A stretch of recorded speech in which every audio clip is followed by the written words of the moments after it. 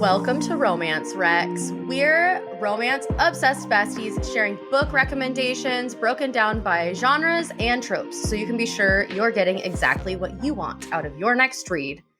I'm Jordan, and I'm currently reading Roll for Romance by Lenora Woods, and I'm listening to Dear Reader by Tate James. And I have someone new with me today. It's very exciting. Hi. Sorry, I didn't know if I was supposed to dive in, man. Yeah, go for it. Just jump right in. Hi, I'm Laura Wood, and I'm so excited to be here. Yay! We're excited to have you. Thank you so much. Are you reading anything currently, or are you just so busy with everything that you don't have that? I'm reading. No, I am. I'm reading loads of stuff. I'm writing a lot at the moment, so I find that when I'm writing, I can't stop reading, but I don't like to read like too close to what I'm writing. So at the moment, I'm reading loads of Nora Roberts, like romantic suspense, because gives me my romance fix, but it feels like far enough away from the rom-com for me to be like for my brain to cope with that. Yeah, that's fair enough. What Nora Robert are you reading right now? Do you know? Do you remember? At the moment, I'm rereading Hidden Riches, which is my number one favorite Nora Roberts novel. I think it's pretty much the perfect book. So yeah, I love it. But I actually only started reading her last year, and it's so funny because I she's written like hundreds of books. She's so prolific. Many. And I just like read them all. I think for about 3 months, I just read her solidly and read her whole huge backlist. And I just love her. I think she's incredible. Yeah, I hadn't read any Nora Robert until this last year, and I got an arc for one. I think it was The Mirror. And it was like one of her more recent series, obviously, if I was reading the arc. But it was so good. I was so intrigued. I'm like, okay, I get it. I'm here. Yeah, that's her. She has all these different threads, and that is in like her kind of more supernatural vein. She also has like kind of quite straight, like just romance novels. The ones that I really love, and which I think you should definitely get into, are the romantic suspense novels. She does them so she has this style in her writing where she's so readable. Like you just cannot, I don't know what it is. I do not know what she puts in her books, but you cannot put them down. She'll do these really lengthy, one of my favorite books of hers, there's so many that I'm not good with the titles, but one of my favorite books of hers is set in this like hotel in a sort of like in the mountains, and it's so beautiful. And the main character is a bartender, and she spends like pages talking about like bartending and like making signature cocktails. And I do not understand why that's so compelling, but I was like, I'm so invested in these seasonal cocktails, and I want to know. I understand after reading a couple of hers, like for that series, I have spent hundreds of pages about this description of this house. Like I am invested in this house, but I'm not bored. Like you're there, and you just kind of get lost. Yeah. She sucks you in. She's an incredible writer. I don't know how she does that, but I wish I did. But it's great. Yeah. Whatever she's doing, it's great. Exactly, doing it right. Perfect. All right. Well, before we jump into all things Let's Make a Scene, which is your latest book that's coming out next week when this episode airs. It's out now. But we usually start with quotes. I have a quote from the book Let's Make a Scene by Laura Wood herself. So this quote was one of my favorites. There were so many fun scenes in this book. It was kind of hard to choose, but I went with this one because I think it really sums up so much about the two of them, Cynthia and Jack. And so this is from Jack's point of view. This is from their early years. And it says, Cynthia hisses, "I won't be satisfied until he's face down in the dirt, weeping for his mother. I don't even want to think about why the weird feelings of arousal intensify at this. That's going to require the intervention of a qualified psychoanalyst." It was perfect. Their history. I mean, I didn't even include what he says next, which is also hilarious. But Yeah, their like sparring and back and forth was the most fun to write, and also so funny that that specific quote that you just mentioned is that there are so many lines and scenes in this book that are sort of either overtly or secretly references to my favorite like books and film and television, and that line is heavily inspired by a line that Leslie Knope says in Parks and Recreation. yes, thank you. That's what I was thinking the whole time because I'm a huge. Oh my gosh. Okay, we're so Yeah. on the same page.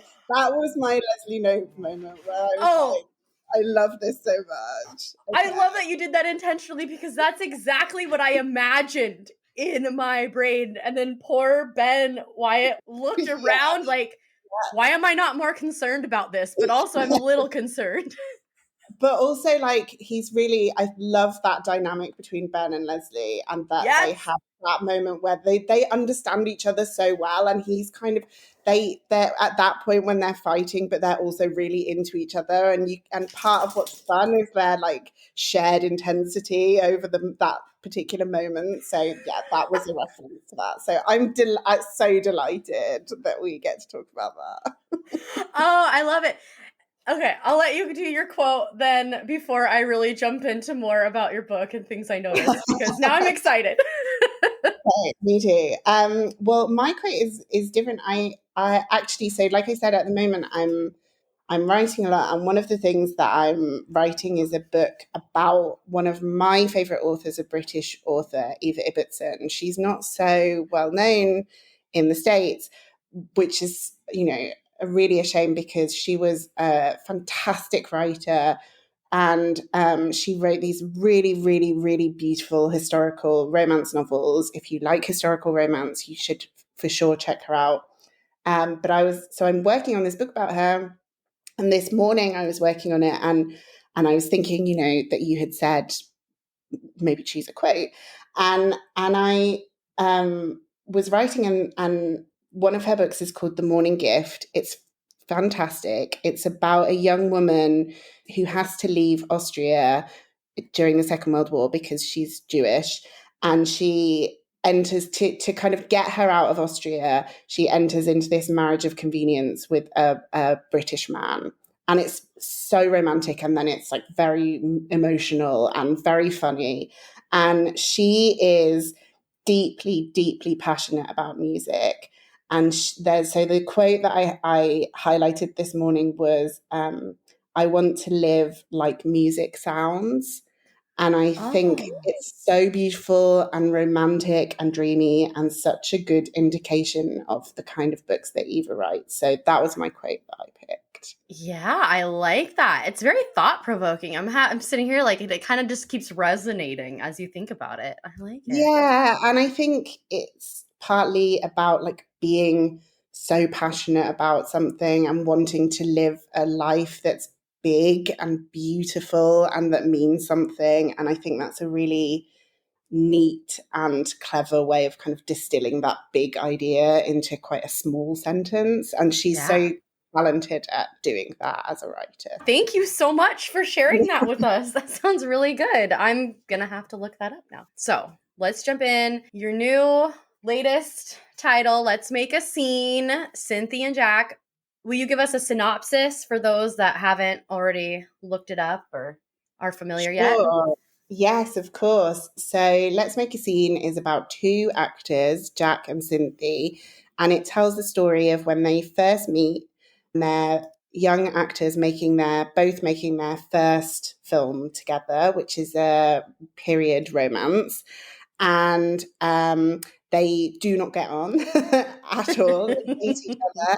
Things go very badly, but the chemistry between them is so good on screen that the studio suggests that when they're promoting the film, it would be great if they could pretend to be in a relationship together.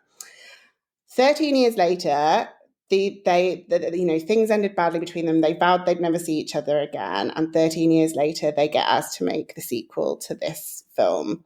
And at the same time, the studio would like them to revive their fake relationship. But obviously, 13 years is a long time. Things have changed. The way we access celebrities has changed a lot. And so the two of them have to come back together, both expecting to meet the person that they knew 13 years ago. And I think they're both quite surprised by what they actually find. And so we move between 13 years ago and the present day, and we see them kind of making both of these films and what that is. Yeah. And it's so fun. It's it's so so fun. fun. It's so fun. Like, I had so much fun. It comes across when you read it.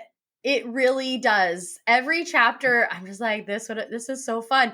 And kind of what you mentioned earlier about that scene, how it was inspired by the Leslie Knope, which huge Parks and Recs fan. Personally, it's my favorite. But like, you can see different threads of big moments from pop culture and other shows and movies throughout without it feeling like you've read this story before. And that's what is so fun. Yeah, well, I really felt like it was kind of, I think maybe the fact that it was about them making a film just felt like it really unlocked that potential for me, where I could be quite self-referential, and it could be really, like, it could be really obvious that there are big moments that get referenced, like the lift in Dirty Dancing. There's like that scene, and there are loads of there are specific references to like loads of Nora Ephron films, and then there's scenes that I was like, this is like my version of the press conference scene in Notting Hill, and like all these rom-coms that I was like, oh, it would be so fun to do a kind of little nod to that and to be able to put that in. So it was really fun for me, because as I was writing, I was just referencing, it's sort of like a compilation of all my favorite things. And so I feel like you get the joy out of that. And I feel like for a lot of people who love reading romance and reading rom-coms, we share the love of the same kind of cultural touchstones, Yes. So it's fun to see those pop up. Yeah, it was, and that's, like I said, it was so fun, and it still felt genuine and natural when reading it. It didn't feel like, oh, you tried to put this instance in there. Like, I know the big thing that I read that you posted was that it kind of all centered around that kiss from like the Notebook and their MTV scene. Yeah. So is that what kind of sparked everything? Was you just, that was so memorable and monumental in Yeah. So the way this book actually came about was that I had written my adult debut, Under Your Spell, which came out last year. And we were taking that out to publishers, and we were kind of selling it as part of a 2-book deal. And so my agent, Louise, who's a really good friend of mine, said to me, do you have any thoughts about what you might like a second book to look like? And I literally said to her, well, I've been thinking quite a lot about the 2005 MTV Movie Awards for Best Kiss. I mean, like, out of nowhere. And then the really fun thing was like, she was just immediately like, oh my God, me too, all the time. And so we started having this conversation where we were just bouncing backwards and forwards off each other, like so giddy, this kind of like, and then when he's wearing the Darfur t-shirt, and then when she like adjusts her top, and then when he's chewing the chewing gum, and then and like play by play without it in front of us, and then when it cuts to Lindsay Lohan and she looks so happy. And so we were both just so kind of thrilled by this, and I felt like, yeah, I think this is such a nice moment and such a nice place to think about starting a book. And so what I also loved about that, for people who don't know, is in 2005, Rachel McAdams and Ryan Gosling won the MTV Movie Awards for like a prize for Best Kiss, and they read the Notebook, and they reenacted the kiss that they do in the Notebook on stage, and it's incredible. And if you haven't watched it, or even if you have, you should go and watch it right now. Yeah, relive that. Yeah, relive that moment. The adrenaline rush is incredible. Yes. But I think at the time, one of the things that was really nice about it was that they were a couple in real life, and that was how everyone found out that they were a couple in real life. And it was 2005, so we didn't have like the same level of access to celebrities that we have now. So we were so giddy over it. But also what I enjoyed about the whole thing was the fact that the backstory to that moment was that the two of them apparently did not get on when they were making the film. They really fought. And then later they had this relationship. And I was thinking about this, like, this is such a good romance novel, right? Like, it's so, you know, when people are talking about, you know, whether tropes are realistic, it's like, look at this story is made of romance novel tropes. And so that was where it started, was this idea. I was thinking it would be so fun to have like young actors who hated each other and had to make this film, and they had this incredible chemistry. And then what would happen, you know, if they came back together, older and wiser and different. So that was where the novel started. And it even has, in Let's Make a Scene, one of my absolute favorite parts of it is I put the MTV Movie Awards Best Kiss in it. They win. It was so good. It's so good. I was absolutely flying when I wrote it. I just felt I'm sorry. I'm laughing because I'm thinking of the scene. So just ignore me over here. There's a really good Steve Carell cameo. Not now, Steve Carell. Steve Carell. If I had chosen a quote from my own book at the beginning of the episode, that's what I would have chosen. Not now, Steve Carell. Possibly the most unhinged line I've ever written, but one of my all-time favorites. I was hysterical when I wrote it, so I'm so glad. I just picture him like trying to find the exit. If you don't know what we're talking about, please go read the book because it is iconic. Read the book and then you'll understand why that's my favorite line. I'm sorry, I'm going to take a moment for that scene. It is so good. Oh, thank you for that. That was amazing. And the inspiration, I think, was perfect because the inspiration already has all this tension, right? And I can feel the tension. I can feel the reluctant hostility, the reluctant attraction throughout the entire book. And I love jumping timelines and their personal journey and seeing it change from chapters to chapters, right, as you read through the book. Because then one chapter, you'll read them and they're young and immature and they're blindly confident in themselves. And in the next, you see them 13 years later when they're established adults and either where they've grown to or where they are stuck. And it was so fun to read because at the core, they did feel like the same characters, right? But you could see and feel the difference and the growth that they had done in that time jump. So nice. That's so nice because that's really what I wanted. And I think 13 years is a long time, but specifically that 13 years between at the beginning of the book. So in the 13 years earlier timeline, Cynthia's 20 and Jack is 24, I think, 25. Yeah. And then 13 years later, obviously they're in their 30s. And it felt to me like that was so interesting because one of the tropes that I, as a huge romance reader, don't always love is miscommunication. And I felt like in this book it was so fun to be able to explore that, in as much as, because the book is dual timeline and because the book is dual perspective, you really, really, really get to know the characters very well, which is something that I hadn't really thought about when I started writing it. But when I was writing it, I became hyper aware of that. I felt like by the end of it, I was like, I know these two characters better than any character I've ever written because I've been with them for 13 years and from their early 20s to their late 30s. Like it felt like such a huge journey to go on with them. And so you see that in the earlier timeline, this isn't really a spoiler or anything, but in the earlier timeline, you as a reader can see both sides of what's happening, like what he sees and what she sees. And you can see why, like you said, because they're this weird mix of like super confident and incredibly not confident and scared Insecure. and insecure, Yeah. as so many of us are at that age.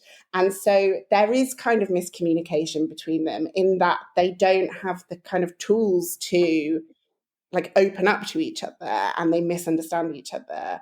And then what I really liked about that was being able to deal with that 13 years later. So you're dealing with the fallout from that, but you're also dealing with then characters who've, you know, matured and done the work and learned things about themselves. And so I think there are moments where they explicitly have conversations where they'll say, I don't want there to be misunderstanding and miscommunication between Right. us. Like, I want you to understand how I'm feeling in this moment.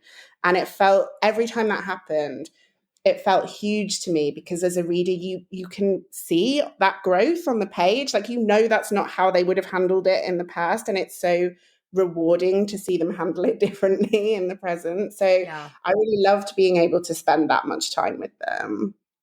Yeah. It showed. It was just Nice. brilliant. You do have a really big range in your book genres. I was going back and looking at everything you've written, because you have things like age-wise all across. Can you tell Uh-huh. me a little bit about like your journey as an author, not just with this book, Yeah. but just over your career? Yes, I do. So I actually started off writing middle grade. I wrote middle grade fiction first, and fairly quickly after I was writing middle grade, so this is in the UK. I've been working. My first book came out actually 10 years ago this year, so that's Oh, exciting. Yeah, congratulations. really nice. I mean, I can't really believe it, but it's true. So I started writing middle grade, and my publisher Scholastic was so incredible, and and I kind of went to them fairly early on and said, you know, I have this idea for a young adult novel.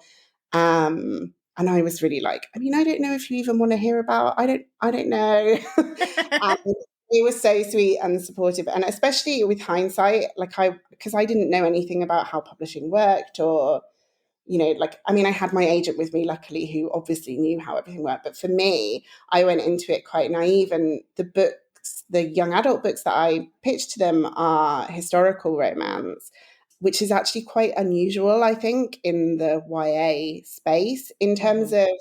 of like straight historical, by which I don't mean heterosexual, but like non-fantasy. So they Mhm. are just in the real world historical romance. And so it was so nice that they, you know, like they picked that up. And so I started publishing YA as well. YA romance is kind of up at the top end of YA. So the characters in it are usually like 18, 19. Um, and I have from that a really lovely kind of crossover audience. So if I do events for my YA books, they'll usually be like a handful of teenagers, and then actually most of the audience will be, you know, my age or older. And what's really lovely about those books is that often, like, multiple generations read them together. So, Oh, like, yeah, that's and fun. it happens so regularly now at signings that I feel like you know, I know that it happens a lot, which is so nice that there'll be a mother and a daughter, or a grandmother and daughter, and they'll say we read your books together, and it's so sweet. It's so lovely to be that point of connection with people. So I was writing young adult fiction, and I kind of had an adult audience, and my agent Louise had been saying to me for ages, I think you have an adult rom-com in you. And I was like, yeah, I agree, but you know, I'm busy. I've got a lot of writing. And so when I wrote Under Your Spell, which is my adult debut, it was just the most fun, weird journey, because what happened was I had the idea for it. I wrote the first page of it in my notes app in the middle of the night on my phone, because I was like, oh my God, this would be such a fun book. Oh. And I know, and I have it, and it's so funny because it's word for word the first page of the finished novel. Wow, And that's impressive. That doesn't happen yeah, often. yeah, my sleepy brain was doing good. Way to go. Um, yeah, and more sleeping, obviously. That's the answer. More sleeping. And so I literally sat down and just for fun, I wrote the first chapter of it and I sent it to Louise, my agent. And I said, look, I know you've been saying this for ages, but I just wrote this chapter. What do you think?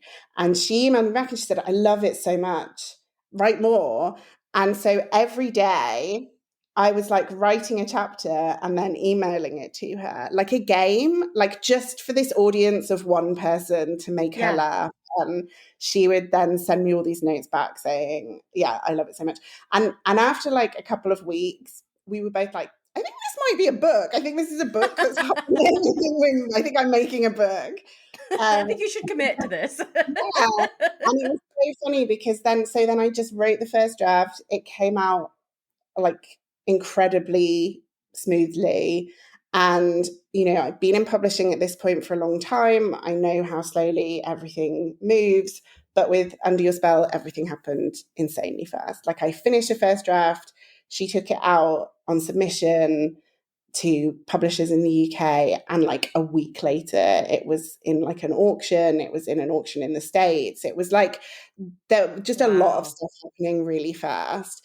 So it was really fun, and I think it was really nice that at that point I had all these books behind me, Mm-hmm. and I think it's nice to feel like that can happen for an author, that you can kind of build quietly and slowly as a writer rather than having one shot at a big splashy debut, Yeah. which I think I was so fortunate that I had the journey that I had, because I think that happens a lot where, the writers who get these big debuts, and then if the book doesn't do as well as people hope, then it's like game over. And I felt like it was so nice to go into this whole thing with a much broader perspective of how publishing worked, and a lot more solid work behind me, and a sense of kind of confidence, I suppose, that wouldn't have been there otherwise in my writing and my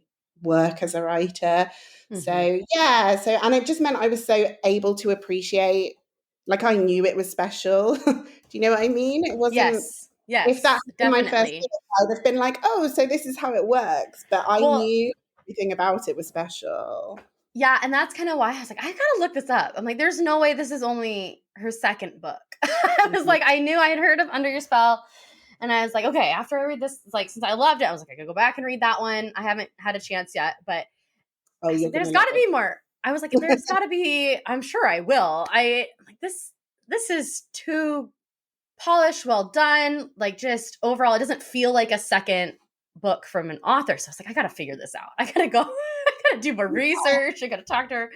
So That's so nice. But I would say actually that's really kind of you, and I feel like this whole conversation is so good for my ego. But but also, when I started writing books, I think there was a huge part of me that felt like when you're a writer, you have a sort of finite amount of talent, and like mm, that's what you're bringing.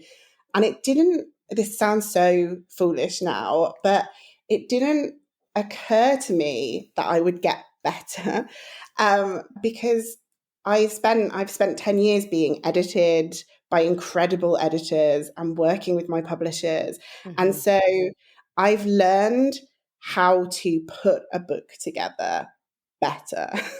Yeah. And I've learned, and when I write now, my drafts come out so much cleaner. Like I will do one less draft than I used to do. Full. I don't usually have to do, touch wood. I don't usually have to do like a big structural edit, because when I'm writing my first draft, I feel like I have my agent's voice in my head and my editor's voice in my head, and I know that they'll say, you know, you haven't really explained enough there, or that like we need to pause in this moment a bit longer, or you need to go back and check the age of that person Yeah. because you said they're this year, have you said they're this earlier on?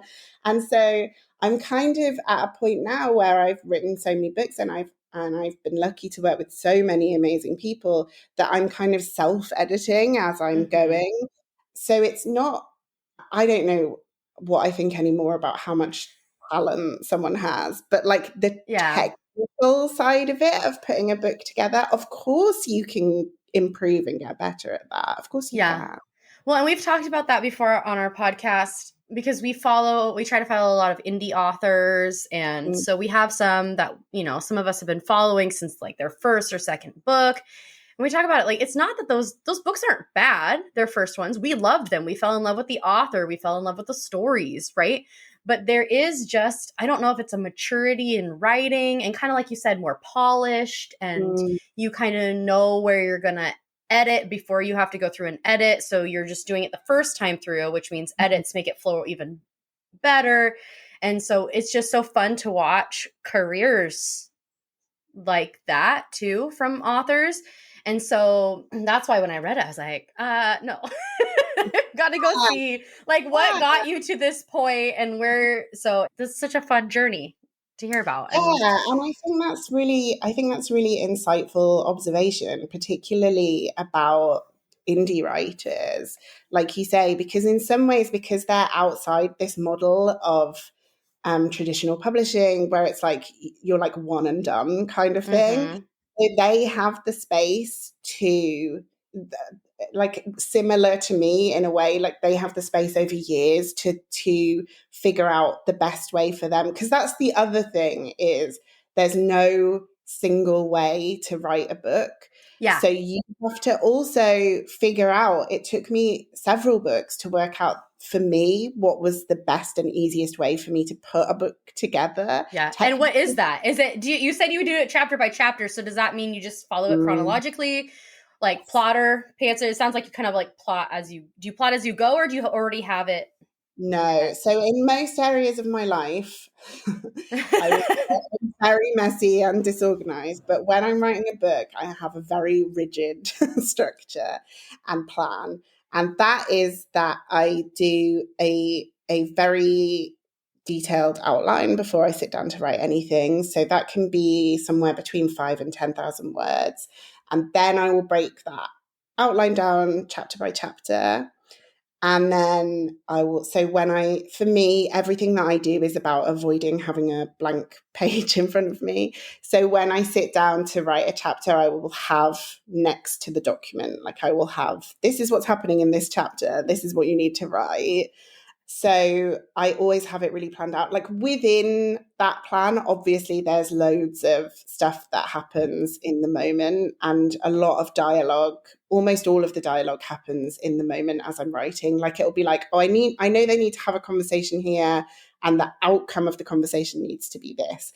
And so then it's just like putting them in a room together and writing the dialogue. Mm-hmm.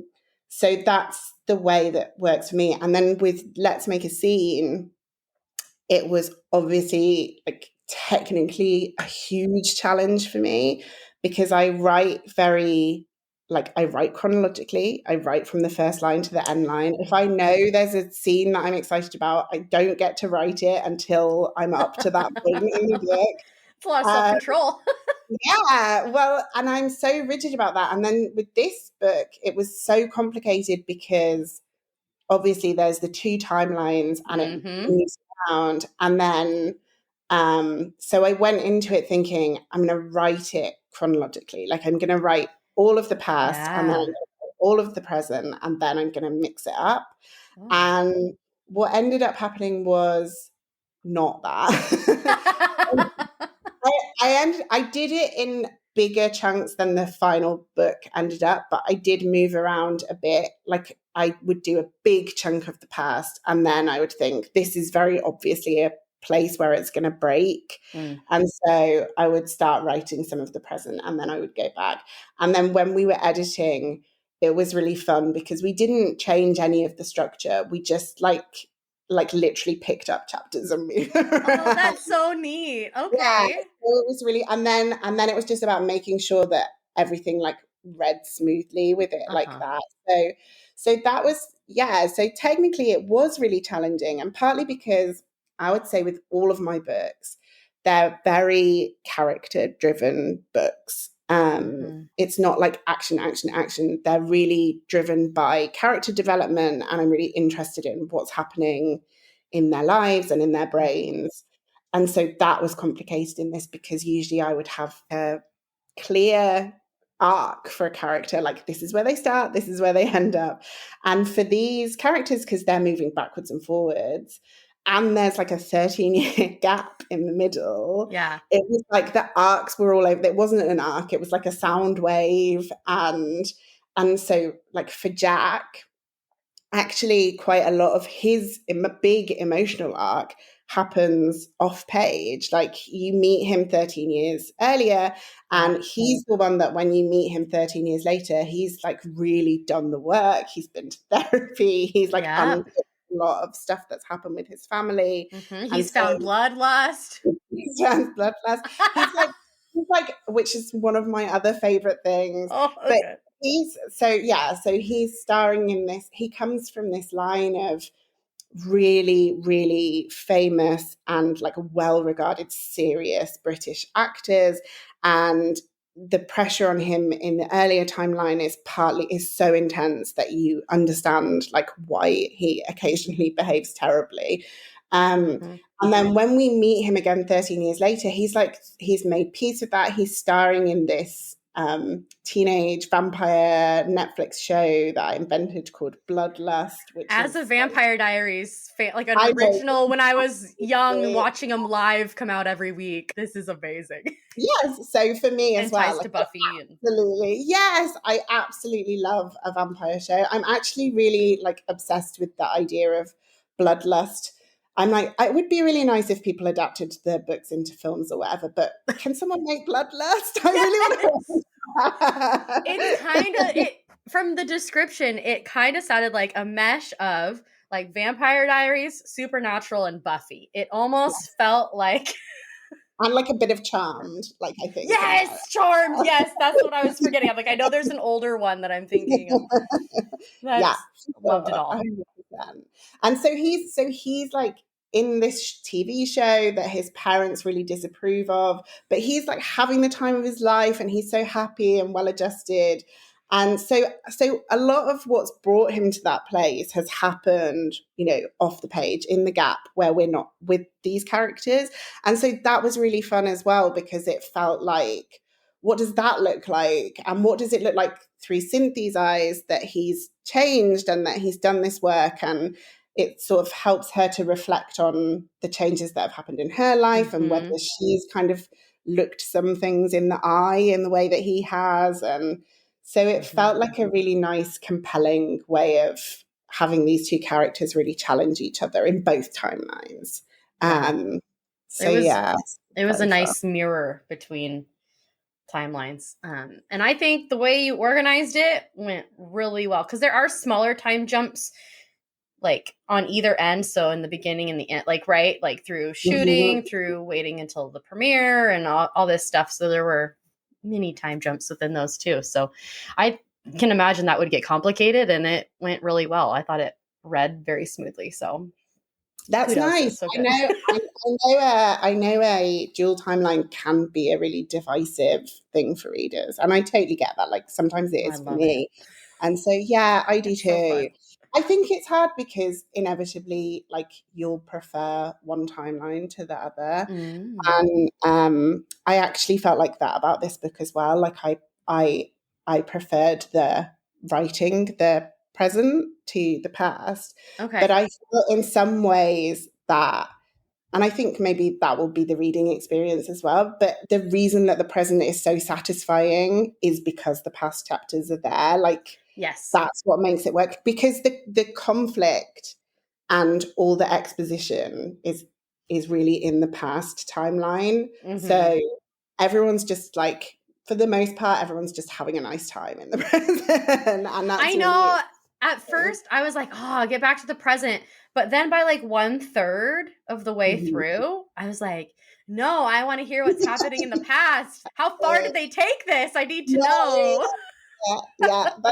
That's what I wanted, and that's how I felt writing it as well. And like I said, I had that sensation of when I got to the end of writing it, where I just felt like, wow, I just there's something really epic about this love story that's lasted 13 years, and that allows for 13 years of like pining. And like it really felt like, oh, this gives it a depth for me that I really enjoy. And I just felt like what a treat it was to get to know them so well. Yeah, and it came across. It was so fun. Okay, so we'll break this up a little bit and we'll take a break from all the big questions and we're just gonna play a little game of this or that. So it's just rapid fire. I'll ask you this or that, and you just give me your gut instinct without thinking about it too much. I'm with you. Not thinking. I'm good at Yeah. that. Only slight judgment on the answers, nothing serious, but Okay, now I'm thinking. all right. Physical book or ebook? Ebook these days. Mm-hmm. Sweet or salty snacks while reading? Salty. Mm-hmm. Good job. Books that make you cry or books that make you laugh? Laugh, definitely. Okay. This is a trope question. One My favorite. horse or one bed? One bed. Small town or billionaire romance? Small Small town all the way. town. Or preferably a billionaire in a small town. That's my Yeah. person. That would be just give it all to me, please. Love it. Standalone or series?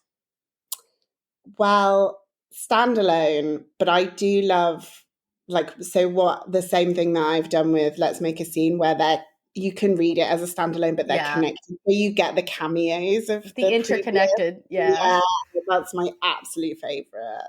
Okay. Fake dating or marriage of convenience? Oh, that's two of my favorites. I'm gonna say marriage of convenience, just because then you get the my wife, which it's always never gets old. never gets old. Just delightful. Okay, character driven or plot driven? Character driven. Mm-hmm. And who are your top 3 book boyfriends or swoon worthy characters? It can be your own if you're obsessed with your own. There's no judgment on that one. I am obsessed with my own. Okay, well, so I'm going to go like very basic and say Mr. Darcy, because I think like he's just the model for a good book boyfriend. Yeah, like good broody. He does the work on himself. He's respectful. He comes back and when he's like earned her, he comes back. He's been pining. It's ideal, really. I think absolutely wild that Jane Austen was out there modeling healthy relationships for us all along. So I'm gonna say one, definitely. I'm going to say of mine, I'm going to say Theo from Under Your Spell, who you have to look forward to. He does make a cameo in Let's Make a Scene. Yeah. Okay. Yeah, I gotta know more. So you will enjoy that, and it's very fun to read about the two of them together. And then I don't know who my third one would be. I just read Problematic Summer Romance by Ali Hazelwood, who is one of my favorite romance writers. Mm-hmm. And the only problem is I can't remember I'm pretty sure his name is Connor. And they all blend together after a while. Like I remember how they made me feel, but their name not so much. Exactly. And I think like when you're a romance reader, and generally a lot of romance readers like me, where we're consuming just an enormous amount of storytelling all the time. But I love Ali Hazelwood. I could not wait. I was trying to make myself wait to read that book. And I lasted about 12 hours with it on my Kindle, and I was like, no, I've got to read it. I loved it. It was so good. But who are yours? Thank you. Oh my gosh, no one's ever asked me. I've always asked people.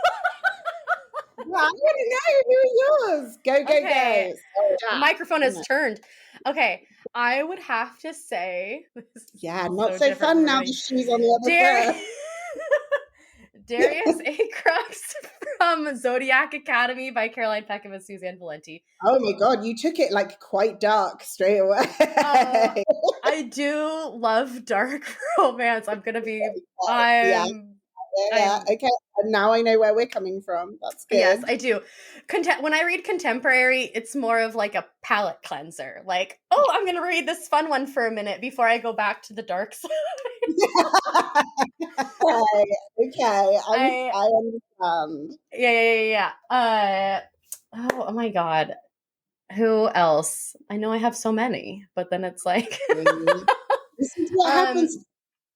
I know. I love Sam Kyle from Amber V. Nichols' Gods and Monsters series. Oh, I haven't read that yet. It's really good. It's not a Okay. finished series. She has 3 out now. But it's the Book of That's Azrael is the first one. And he Yeah, is that's why I haven't because I have a real I mean I have a real problem with waiting. Like I'm so yeah. impatient that I would rather wait years until they're all out and then I Yeah. can binge them all. So I haven't read Fourth Wing yet. Is Okay, it yeah. Fourth Wing? What I Yeah. mean? Because I was like, I can't read it when there's going to be like a year plus between books. It's too stressful. That's fair. That's I, fair. I mean, I feel like it always changes, but right now, I just read the arc for Accomplice to the Villain by Hannah Nicole Mayer, yes. and I'm obsessed with the villain with Yeah. Tristan. Mavreen. I just love him so Yeah. much. Yeah. I And love we actually those got a books. chance to talk to her this last week and do an interview with her about it. And I don't know if you've read the Yeah, book so I've read the first Accomplice. two. Yeah.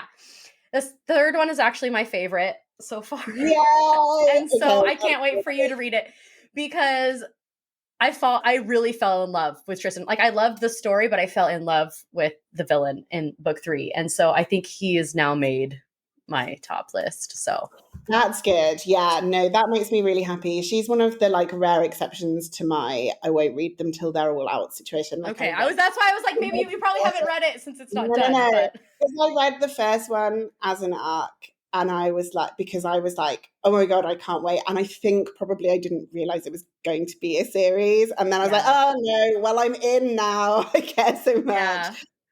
But yeah, I love that character. I love the villain. So, and it's like so clever the way that she writes him. And I like also that he doesn't like totally lose his like edge. Like he keeps the villainous side of things Yeah. alive. So, like I don't want the villain to just turn into like completely the good guy. That's not for me. This is No. my dark side coming out. No, but the humor is so good. So you Yeah. talk about like your rom-com that you just wrote, and it's so funny. But you don't see very often humor in fantasy. I feel like Yeah. you don't get that. And I think that's what made that one so fresh. So yeah, that's what makes him. He's like unapologetic.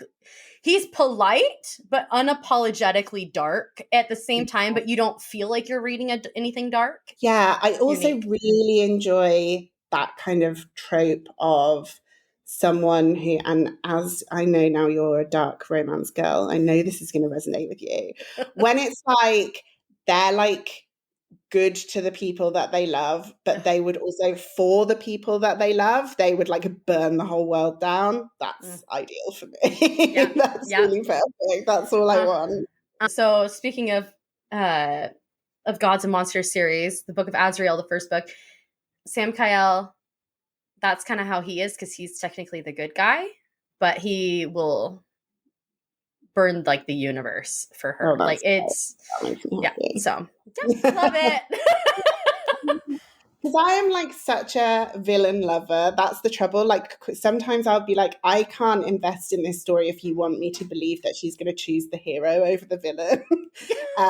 It goes like back to my Vampire Diaries days where I was like, why would anyone choose Stefan over Damien? It doesn't make any sense to me. Like I can't understand how this is even a conversation that we're having. Yes. Yes. If I can in the end root for Klaus, even though he's the most horrible person ever. 100%. Like, he was just hurt by his mother and his family. Can someone just help him, please? I know. We're such red flags, but yeah, there we go. Admittedly, I do read a lot of bully romance. So when Jack and Cynthia were like, just hated each other, I was like, yeah, yeah, hate each other. Fine. It's hot as well. Like, I felt it was really fun. So I was writing the book a year ago, and I was writing. It was so funny because there is a sex scene in like the first timeline, right? And I wrote that scene on like the hottest day of the year, and I was like, yes, yeah. This is how it feels. Like, it felt so fun. I always think those books are so much fun where you're just like building the tension to such an extent that it's like really, you're just like, like, you as a reader, you want them to get together so badly, and the heat between them is so intense. So yeah, it was great. 10 out of 10, loved it. I feel like we're on the same wavelength, so I'm really happy about that. Perfect. So obviously you read a lot of romance, but what genre do you like of books you usually read? Like, when you're reading, what's the majority? I do almost exclusively read romance novels, like in one form or another. Like, I love dark romance. I love romantasy. I love, like I said, I love like romantic suspense novels, like action romance, contemporary romance, rom-coms. So anything. Like, I feel like, not just with books, but like with TV shows or films, if there's not, it doesn't have to be a romance, but if there's not a romance for me to root for within that story, I find it so hard to connect with anything. Like, it can be anything. I watched, there's a really great BBC program called The Tourist, which has Jamie, what's his name, Jamie Dornan, who was in the 50 Shades of Grey films. Oh yeah. And it's not, I cannot stress this enough, it is not a romantic program.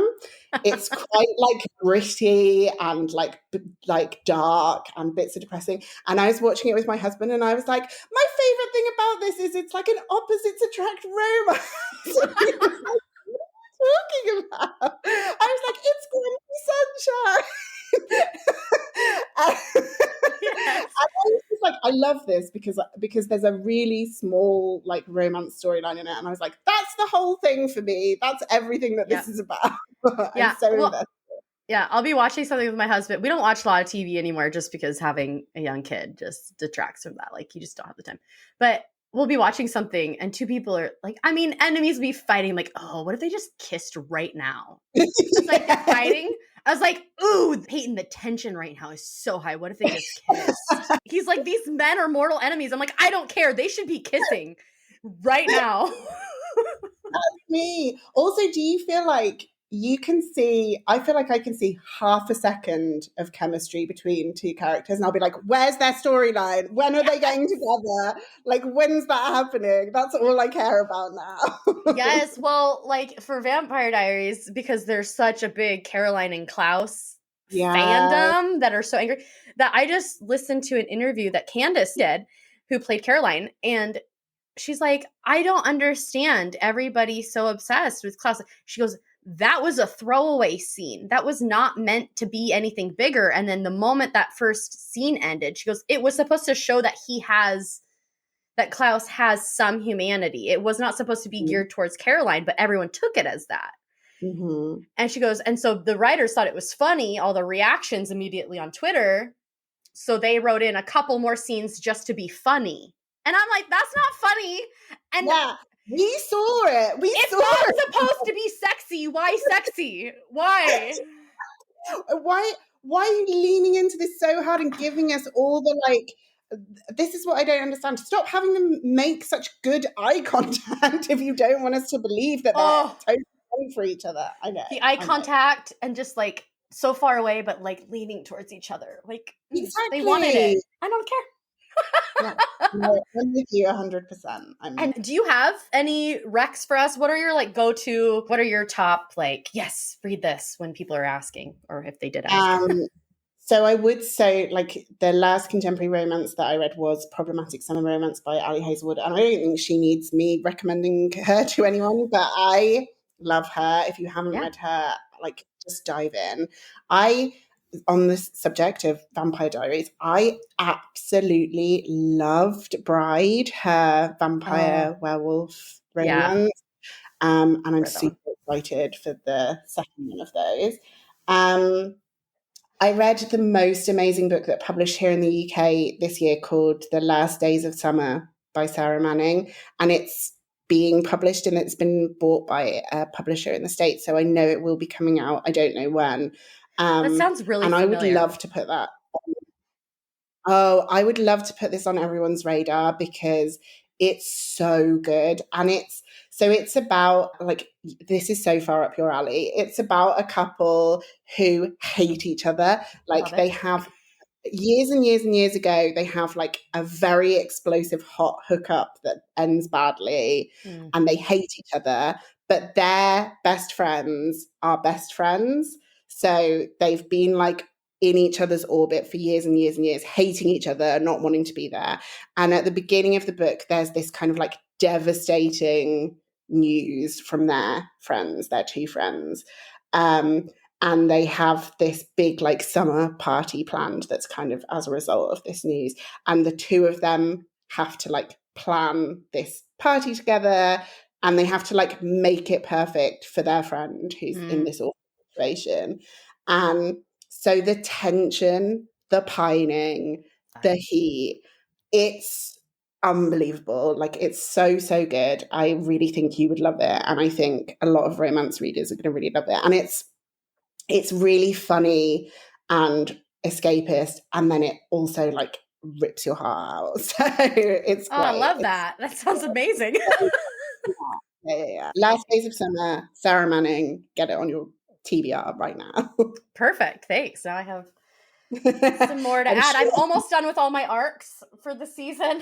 So, Oh, which are so fun. I asked for all of them. They're great, but then like more things come up and I'm like, "Ooh, I can't get distracted." yeah, it's a very fun and wild time to be a romance fan at the moment. I think it's so exciting. Like Mhm. it's so exciting writing in this moment, and it's even more exciting being a reader and like a true fan within this moment because the it's so nice to see romance writers getting the kind of recognition and stuff that they deserve. And I feel like this is the first time I've been a romance reader all my life. And now is the first time that I can like walk into a bookshop and there'll be a big romance table. And, it feels like such a Not half a moment. shelf. Yeah, exactly. And so it's such a joy, but it is also quite overwhelming. Like my TBR is absolutely wild. And then also like publishing when you're a book that's coming out in July and you're looking at like the list of books that's coming out in July, it's pretty daunting. So yeah, it's like a lot of things. We like to say that the TBR is in hell at this point because it's Yeah. it's never ending. So that's perfect. And I think you mentioned earlier that you've been writing. Are you working on your next project? I am Or working on multiple things at the moment, and I can't talk about any of them. It's well, like okay. Well, fine. soon I will be able to talk. I will say that one of the things that I'm working on is a contemporary rom-com, and it is in the same universe as Okay. Let's Make a Scene and Under Your Spell. And when you read Let's Make a Scene, my sort of hope is that you will be like, yeah, I would like to read a book about those characters, and then you might. This is the most unsubtle hint ever. So Mm, then you might know what I'm working on. ideas. Love it. Okay. Well, I'm excited to keep an eye out for that. And also, but this one, Let's Make a Scene, comes out now.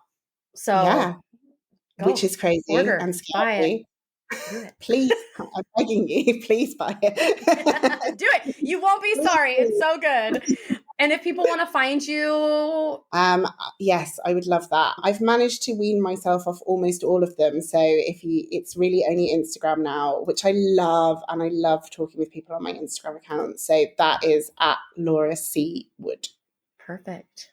Thank you so much for this. This has been so No, fun. I feel like we could stay another hour and just chat books and I know. dive into This is everything. literally my happy place. Like just getting to talk. It's so nice talking about my book. Like it's really nice because you've been, you work on it. It's just you and your laptop for such a long time. And the joy of like talking to other people who've read it is intense. But I love it when I get to come on something like this. Like I love what you're doing, and to get to just talk about romance books and why they're so brilliant and special, and to talk about them like in a fun way, in a serious way, like I just think that's so rewarding. So yeah, absolutely my pleasure. Thank you. And thank you for listening to us ramble about Laura Wood and her books and her latest, Let's Make a Scene. If you're looking for more romance recs, be sure to follow us on Instagram and TikTok and Threads at Romance Recs Pod. You can find our favorite book recs from our episodes, as well as behind the scenes content, again, at Romance Recs Pod. So give us a follow, and we'll be back soon with another episode. Thank you so much. Thank you.